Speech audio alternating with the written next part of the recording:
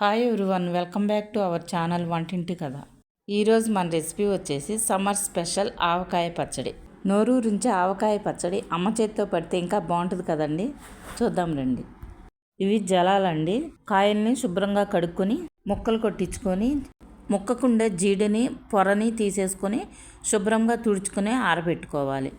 ఆవాలు ఉప్పు ఎండలో పెట్టుకొని మిక్సీ వేసుకోవాలండి. మెంతుల్ని ఎండలో పెట్టుకొని లైట్గా ఫ్రై చేసుకొని మిక్సీ వేసుకోవాలండి.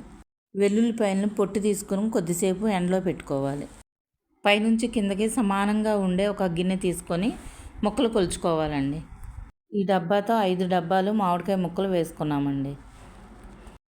మామిడికాయ ముక్కలు కొలుచుకున్న తర్వాత ముక్కల పైన ఆయిల్ వేసుకొని ఆయిల్లో తడుపుకోవాలి. ముక్క ఆయిల్తో తడుపుకోవటం వల్ల ముక్క చెదిరిపోకుండా గట్టిగా ఉంటుందండి. ఈ పచ్చడి కోసం వేరుశనగ ఆయిల్ వాడుతున్నామండి.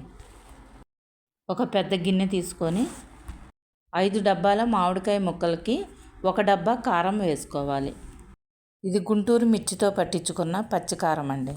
1 డబ్బా ఆవపిండి వేసుకోవాలి. 2 టేబుల్ స్పూన్స్ మెంతిపిండి వేసుకోవాలి. ఉప్పు మిక్సీ వేసుకున్నాం కాబట్టి ఉప్పుని కొద్దిగా తగ్గించి వేసుకోవాలండి. 3/4 డబ్బా ఉప్పు వేసుకుంటున్నాం. 1 టేబుల్ స్పూన్ మెంతులు వేసుకోవాలి. 2 గిన్నెలు పొట్టు వలిచిన వెల్లుల్లిపాయలు వేసుకొని బాగా కలుపుకోవాలి. ఇవి 1/2 కిలో వెల్లుల్లిపాయలండి. పచ్చడి మిశ్రమం మొత్తాన్ని బాగా కలుపుకొని ఉప్పు, కారం, ఆవపిండి, మెంతుపిండి అన్నీ బాగా కలుపుకున్న తర్వాత మామిడికాయ ముక్కలు కొలుచుకున్న డబ్బాతోనే 1 డబ్బా వేరుశనగ ఆయిల్ వేసుకోవాలి. ఈ డబ్బాలో ఆయిల్ని కొద్దిగా ముక్కలు తడుపుకోవడానికి వేసుకున్నామండి. అందుకే ఆయిల్ కొద్దిగా ఎలుతుగా కనపడుతుంది. ఆయిల్ మొత్తం బాగా కలిసేలా కలుపుకొని మామిడికాయ ముక్కలను వేసుకొని బాగా కలుపుకొని జాడీలోకి కానీ ప్లాస్టిక్ డబ్బాలోకి కానీ వేసుకొని మూత పెట్టుకుని 3 రోజులు ఊరనివ్వాలి.